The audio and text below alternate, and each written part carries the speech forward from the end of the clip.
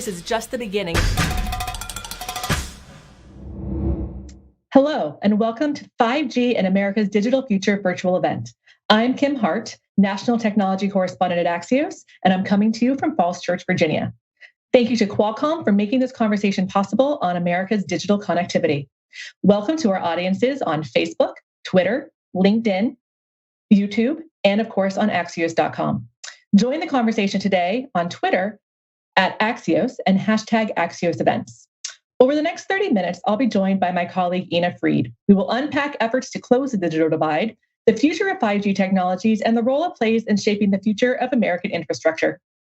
Our first guest today is the acting chairwoman of the Federal Communications Commission, Jessica Rosenworcel, joining us from Washington, D.C. Chairwoman Rosenworcel, thank you so much for being here today. Thank you for having me. So we've all known about this very stubborn digital divide in our country, which became all more painfully apparent during the pandemic. There's a lot of discussion about how best to close the digital divide and make sure that more Americans have access to broadband. A lot of focus on fiber and the different technologies to get there. Can you tell us a little bit about how 5G technologies will fit into the puzzle of closing that digital divide? Sure. Well, 5G is the next generation of wireless technology, and it's already here, but big days are ahead for it. We're going to see speeds that are as much as 100 times greater with 5G and much lower latency than what we have with our wireless networks today, which means a lot greater responsiveness. And that will mean all sorts of changes when we connect all kinds of industries around us in agriculture, manufacturing, healthcare, and more. But when it comes to the digital divide, which has been made really apparent during this pandemic as modern life moved online, 5G really actually can play a role in all of this infrastructure discussion we're seeing. And that's because we keep on talking about extending the reach of fiber networks throughout this country. Those are the facilities in the ground that connect our wireless towers. And we really need to have robust connections to those towers, those on-ground facilities, to make sure our wireless networks can deliver all that all that 5G has to offer. And you mentioned that 5G is already here. But 4G is still what most of us are relying on in a lot of places. Not all devices are capable of getting 5G yet. It's not as widespread as it will someday be, as the carriers promise. Can you give us an update on the state of the rollout of 5G? Yeah, we are about 2 years into the rollout of 5G. We've got maybe more than 50 million consumers who've subscribed. But the reality is that 5G is going to be very different from 4G when we're able to deploy it at scale. It's not going to be about your phone.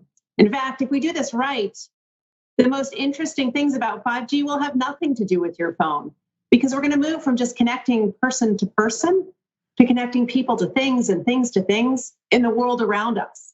And so we'll have sensors in different industries and different equipment that will make us more effective and efficient with the things we do on a day-to-day basis. And all of that connectivity is really powerful. It's going to be responsible for next generation machine learning and artificial intelligence. And that's where the real 5G revolution comes. It will be far beyond just the smartphone. And speaking of airwaves and the signals and towers, one thing that you've been talking a lot about since the launch of 5G networks a couple of years ago is the need for more mid-band spectrum to make sure that those networks can be deployed at scale. Tell us what the FCC is doing to make sure that more mid-band spectrum and airwaves are able to get out to the market and used for 5G. Absolutely. I think that the FCC made a mistake a few years ago when it focused all of its energies in the early 5G days on spectrum called millimeter wave. Those are airwaves that are really high up there. They have lots of capacity, but their signals don't travel very far. And so what that means is you have to have lots of ground-based facilities to make those signals viable. And that's a really costly thing to do. And so if we just relied on millimeter wave spectrum, we'd actually grow the digital divide with 5G. The good news is in the last year and the last several months, we really recognized that we have to pivot from millimeter wave spectrum to mid-band spectrum. That's the sweet spot. That's how we're going to deploy 5G across this country, because it has a mix of capacity and propagation that is really ideal for this technology. And early this year, we ended an auction of mid-band spectrum known as C-band. We're going to get those licenses out to market very shortly. We're going to have another auction of mid-band spectrum later this year. And we've also distributed more than 250 licenses to tribal communities to help them improve connectivity where they are. We're also talking to federal authorities about what's next and what additional spectrum we can make available for 5G in mid-band going forward. So we're doing a lot to fix where we were, and I think it's going to help speed the deployment of this technology. And now 5G has been long kind of seen, especially in its early days, as being more of an urban technology, something that the urban cores in the middle of cities will be able to take advantage of first, at least. How will the FCC help to facilitate the expansion of 5G beyond the urban areas into more rural areas that are some of the least served when it comes to broadband? Yeah, I think that what we were just talking about is a really big part of that. Moving from a focus on millimeter wave to mid-band spectrum is absolutely key. Millimeter wave spectrum is economic to deploy in urban cores in our cities. It's really hard to make that a 5G solution for rural and suburban communities. So moving to mid-band spectrum, which propagates further and farther, is exactly what we need to do. And the good news is we're doing it right now. When you talk about what the future of 5G looks like, do you have any predictions about the kinds of applications that 5G will make possible as opposed to 4G? Well, I think we all need a little humility when it comes to this. But remember that when 4G came out, that was just at the start of the smartphone. We couldn't have imagined the application economy that grew from that technology. We're going to see something similar with 5G.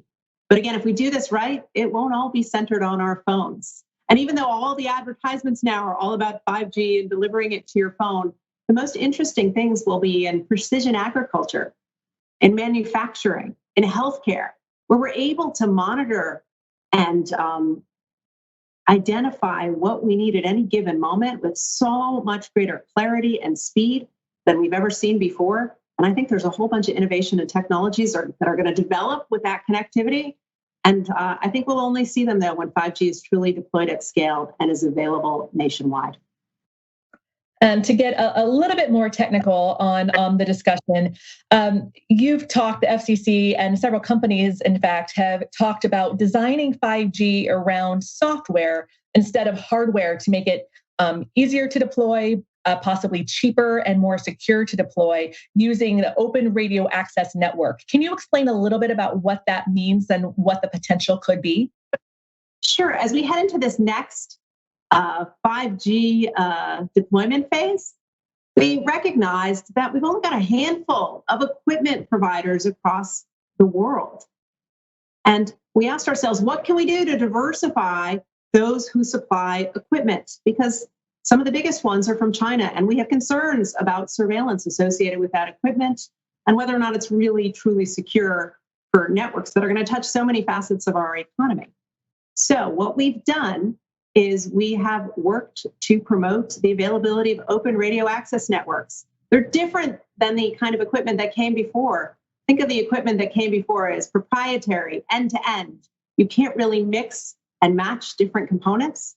But we're trying to make sure that the radio access networks in 5G are actually the kind of networks where equipment can be a mix of off-the-shelf hardware with software functionality inside, so we can have lower costs, more diverse vendors, and greater innovation. I think all those things are very exciting, and also making sure that more 5G equipment gets produced here in the United States on our shores is a part of it too. Got it. And I know we're running out of time here, and I know that you don't have a crystal ball, but you talk to a lot of companies and have a front row seat to the deployment and development of 5G. How long do you think it will be before consumers really get a sense of what 5G can offer? Oh, I definitely don't have a crystal ball, but I think it is absolutely clear that downloading movies faster on your phone is only the start. It's when we connect more things in the world around us and grow smarter about how to use those things that we're going to really see revolutions. And I think it's exciting, but that future is not quite here yet. I'm looking forward to making it happen. Acting Chairwoman Rosenworcel, thank you so much for joining us today. Thank you.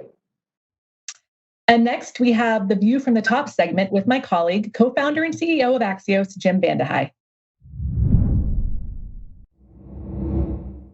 Thank you very much, Kim. It's now my pleasure to bring you a conversation live from San Diego, California, where it's hot, but still beautiful. Cristiano Amon, who is the president and CEO of Qualcomm. Cristiano, how are you doing? Very good, Jim. Very happy to be here. So 5G, anybody with a phone has heard the term. I think most people know it means more speed. Why should the average person care about 5G? And how is it going to transform their life in a way that they can touch, feel, and see? Look, 5G is going to be how all of us are going to connect to the internet and to the cloud. 5G is this transformative technology that at the end of the day will get everything connected to the cloud 100% of the time in a reliable manner. You know, the way we think about 5G, Jim, is almost like the role of electricity when we talk about connecting to the internet and connecting to the cloud.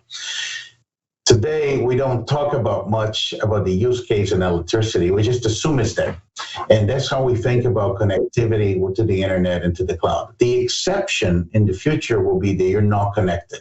And that's how the reason 5G is so important. It is going to be not only important for consumers, but for all of the other industries that are going to be relying on the cloud. And it starts in big cities, right? Because you need large concentrations of people. It's an expensive technology. What are the first things that we're going to see that we're going to be able to do because of 5G or 6G after it that we can't do today without it? Yeah, so you know, it will start in big cities, and you know, all developed economies right now and all metropolitan areas have 5G service coverage. Is being expanding. You know, is expanding. Is going to get better. Eventually, it will cover everyone. And there are a number of examples. You know, I can give you some simple consumer examples of things that we know today.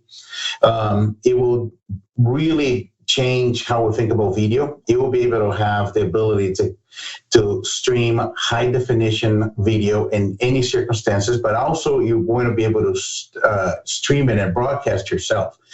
With an advanced 4K camera, it will make everyone a broadcaster. But also new services are going to come, for example, to your phone or even any PC. The streaming of gaming content is going to be as simple as watching Netflix, how people will play mainstream games. Maybe the next gaming console could be the last console. And the change is going to be very profound when we think about social networking and telepresence. It will allow virtual presence. And you can start think about it. You know, I know we look at the devices today and we look at the smartphone screen and we try to immediately think, what more can I do? But you have to zoom out and think about how the devices are going to change. And when 5G is fully deployed on its full potential, the next computing platform could be glasses, like the one I'm using right now, and you just to walk into any room and with high-speed connectivity with the cloud and very fast response time and cameras in your glasses, you can recognize people, you know, go to the cloud, identify who they are, what connections have you had with them, get objects that you don't know, information of them in real time, and it will change things dramatically. I remember my aha moment about Qualcomm's reach. I was at the Consumer Electronics Show in Las Vegas years back, and you guys had this massive display. And it was the first time I realized how many pieces of sort of the architecture of technology that you produce or that you're involved in or that you're powering. But one company alone can't do this, right? So there's an infrastructure bill being debated in Washington. Fundamentally, like the architecture for 5G is about infrastructure. It's about us over time probably having and hopefully having better infrastructure than China and our competitors. How do you think about that? Like, what is the role of government in helping spread some of this infrastructure so that everybody can benefit from 5G? Well, this is a great topic of conversation. I know I can talk to you about that all day, but I'll just bring a few things. First of all, there's this general idea that 5G is critical infrastructure. As you know, I use the case of electricity as an example, but you can even think about the role of 5G in the industry. It could be, no different than what steel did for industrial revolution will be how you connect with the cloud, with this technology, and transform a number of industries. And the reality is it's critical infrastructure, no different than the power grid and railroads and ports and roads. And I think our governments care, they should care.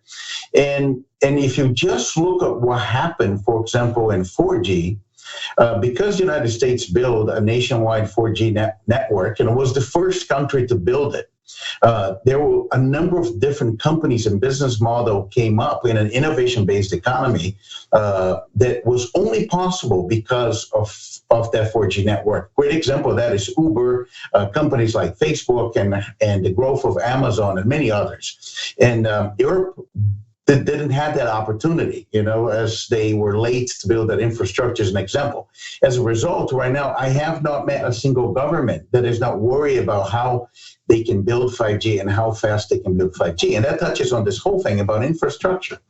And one of the things that Qualcomm do, besides, as you described it so well, we do a lot of the fundamental pieces of technologies across the board.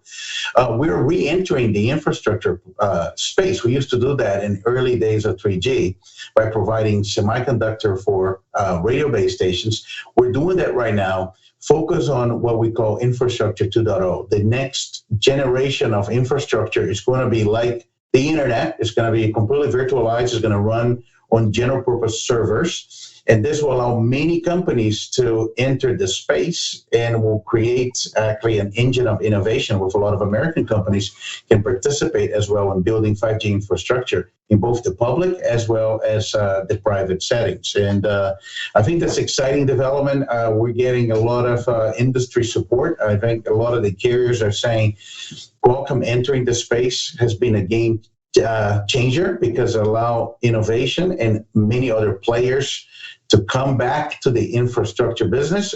So we're very excited about that. And you hear things like virtual RAN or virtual radio access networks and open RAN, open radio access networks, and all part of that conversation. You're in San Diego, your company's in San Diego, big city, obvious place for 5G. I'm in a place called Lincoln, Maine, a couple thousand people, nearest big cities, Bangor, Maine. Give me a sense of timing. If I'm living in rural America and I'm watching this, when will I be able to benefit from the fruits of 5G? Every generation of wireless, takes a number of years, to build a network.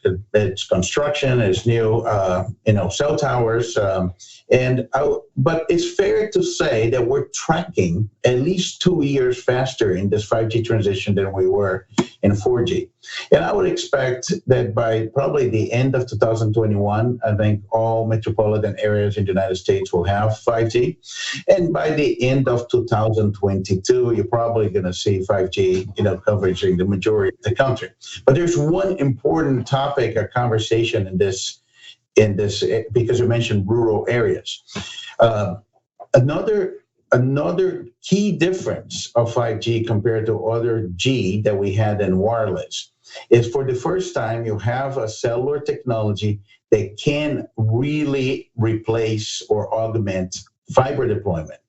And with wireless, we know it's easier to get to rural communities or locations that today don't have broadband. And we're seeing an incredible amount of activity right now. We have 40 different designs for chipset platforms for companies that are doing, fixed wireless broadband equipment that will bring fiber-like speeds to rural areas and rural America. And we're very excited about that. And, and you mentioned the infrastructure bill. I think there's there's in the infrastructure bill, one of the things that Qualcomm's advocating is, the opportunity to use 5G wireless to really bridge the digital divide. And, 5G will be able to do a better job than with the incredible work that was done by 4G before. Cristiano Amon, thank you for a fascinating conversation. Thank you to Qualcomm for making this broader conversation about this important technology possible. Thank you very much, Jim. Great talking to you. And over to Ina Fried, our Chief Technology Correspondent at Axios. I'm Ina Fried. I'm the Chief Technology Correspondent for Axios. Our final guest is the Executive Director of the Manufacturing Institute, Carolyn Lee, joining us from Washington, D.C. Hello, Carolyn. Hi, Ina. Thanks for having me. Definitely. Now, we've been hearing about 5G for years. It's been available in some form now for a little while. But one of the big uses we've heard talked about is how businesses can use 5G, really not just to equip workers with phones, but to automate all manner of things. Let's check in real quickly. Where are we at in terms of business use of 5G? Well, manufacturers are reporting that by the end of the year, majority of them will be looking to use 5G in their facilities. And they also recognize that the speed with which 5G is deployed will really impact their ability to be globally competitive. So I think we're ready and waiting and looking forward to the opportunity that comes with this new technology. What are some of the uses that your members are most excited about? It's really about innovating on processes, efficiency. Efficiency, of course, is key to manufacturing competitiveness. And the more efficient we can be in our processes and our production, the more effective we are and the more we're able to serve the global market. And so the deployment of 5G will help us speed up inventory management, supply chain management, logistics, all of which we saw during this last year as we combated COVID, were really critical and really had a big impact on the manufacturing sector. And then, of course, all of our customers. So the ability to use 5G to help speed up those processes, bring in new systems and support systems to help deploy that faster and be more real time is going to really have a big impact. And so to put things a little concretely, and we saw this actually start with 4G, but companies are using cellular technology to kind of put a wireless capability on a lot of their gear, from robots to items of equipment in the manufacturing floor, basically so they have more real-time sense of what's going on. Is this just about furthering automation, or are there ways that this is also benefiting human workers? Oh, it's absolutely benefiting human workers. I mean, that's one of the biggest fallacies right now, is that automation is in opposition to humans, and that's not true at all. In fact, it is an essential tool in modern manufacturing to use the technologies that are being deployed today. What we see universally when we go out and visit plants and we talk to workers and we talk about the automation, or we talk about automated processes that are new, what they say is it replaced something that we didn't enjoy doing, that was boring, that was repetitive. And so where things are being automated in factories, it's not in opposition to the humans. We have 814,000 open jobs right now in our sector. We don't have enough workers who are ready to come into the sector. And so this is in partnership with humans, of course, to operate on the production floor and to make sure that our companies are competitive. And what these technologies are creating is actually new jobs, new skills, new opportunities for human workers to bring their human skills to work. And so it is really exciting. And so as we talk about what 5G will do, yes, you have new capacities and new capabilities, things like, engineers who aren't able to be on the plant floor at that moment. We saw this during COVID. We're able to remote in via 5G technology on the ground, so they're there virtually, even if they aren't there physically. And that was essential as we sought to socially distance during COVID. And so more widespread adoption will allow more companies to be able to manage their workflow, help their employees and be more efficient. So it's really like the sky's the limit. And it can be a safety thing too. I mean, one of the things that cellular technology allows, especially 5G with low latency, is the idea that somebody that previously would have to be right in the midst of whatever and possibly in a dangerous situation could be further removed. So a human operator could be driving a forklift or truck remotely. It allows people to go places they haven't been. You mentioned this message doesn't always get out. What is sort of the key to kind of people understanding what automation looks like? Look, where I started at the beginning, modern manufacturing is all about people. Our workers are our best resource. And in order to compete in the global economy, we need to fill these jobs. And so we need to tell a different story about what modern manufacturing looks like. And that's why we have our Creators Wanted campaign and talking about and sharing with the general public and future workers what modern manufacturing jobs are like, that they're filled with technology, they're filled with the opportunity to engage with automation as well as interfaces, dynamic interfaces, and coding, all of the things that are video game like that, students across the country and love so much doing, that those technologies are in use daily in modern manufacturing in the US. And that you have an opportunity to put those skills and that technology focus to life, to work in this sector. And that in doing so, you're creating the things that are making us, not only our lives more enjoyable, all this technology that we love to use, but also the things that have gotten us through the pandemic, the PPE, the biopharma, the vaccines that are allowing us to reemerge into the world. And so all of the things that manufacturing enables, which is truly everything that we use every day, all of those, the technology is inherent in enabling those products. And so if you want to make an impact, this is the sector. So as you look at what technology is actually doing, it's enabling the employees. And so this is how do we deploy it together to get there faster, to make sure that workers are in the safest conditions? That's a top priority for every manufacturer. So if you're able to use sensors and not only to make sure that you are not in a place where you would rather not be, but also to get ahead of maintenance and to be able to have real-time estimates of what's happening and what you need to plan for, that's going to keep operations going, and that's going to make us more productive, and that's going to make manufacturing continue to be so competitive here in the US. And to be clear, jobs are changing. I mean, it's not so much necessarily, a lot of the debate is, are jobs going away? Are jobs being created? My sense is the answer is yes, that automation is changing the job. Sometimes a job that formerly existed won't exist. But my sense is the key to actually long-term job creation is making sure that we are ready for the jobs of the future. How ready would you say the US is globally compared to its competitors? It's hard to say. I totally agree with you on the formulation of it's not about replacing jobs. It's about enhancing jobs, and it's changing jobs. And that change is not a bad thing.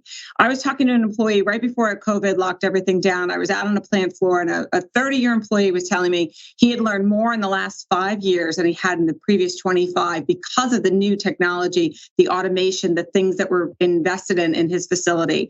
You also have workers who are able to stay longer. Manufacturing, because of automation, isn't necessarily a manual labor job, right?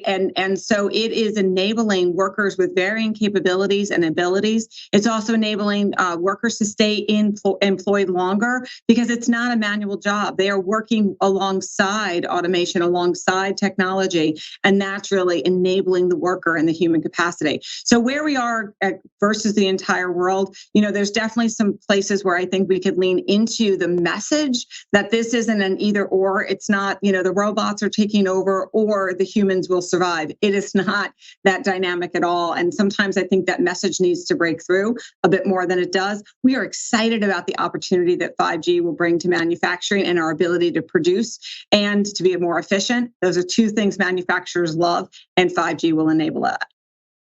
And you talk about in the survey that, a lot of companies are excited about this, but we aren't seeing these mass deployments just yet. Now, some of that is waiting for the technology to arrive. But when you do hear hesitancies, what are some of the things that companies want to make sure exists before they commit to 5G? Or what are the things that are sort of tops on their list of concerns? We have to plan for it. You have to plan for the investment as you do any investment in a physical space, in a facility. So you have to plan for it. You have to make sure you have people to maintain it, that it's connected. We don't want to do, and no company's looking to do this, is to put a new system and have that data go into a hole, that it's not connected into the system. That's what IoT is all about, and all the 4.0 technologies in manufacturing. How do we bring that interconnected factory of the future to life by having all of these systems talk to each other, have all of that infrastructure aligned so that it's not just going off into a silo, but it's really able to be best used. And so it's not, I think that the hesitancy is not to begin. Beginning is the exciting thing. It's how do we make sure all of the systems are in place, that the technology is local and that you're able to use it and that you know how to use it. And that's something that we spend a lot of time on here as part of the National Association of Manufacturers. So it sounds like the interest is there. One of the keys is making sure that companies don't just deploy 5G in isolation, but it's part of a broader effort to get more insight, more value through changing overall processes. Carolyn Lee of the Manufacturing Institute, thank you so much. Thank you, Ina. I appreciate you having me on. And thank you all for joining us this afternoon for another virtual conversation that hopefully has made everyone smarter, faster. Thanks also to our sponsor, Qualcomm, for making this event possible. To sign up for my newsletter, Axios Login, or to see Kim's work in Axios' new What's Next, visit axios.com/newsletters or within the Axios app. Till next time, we'll see you on axios.com.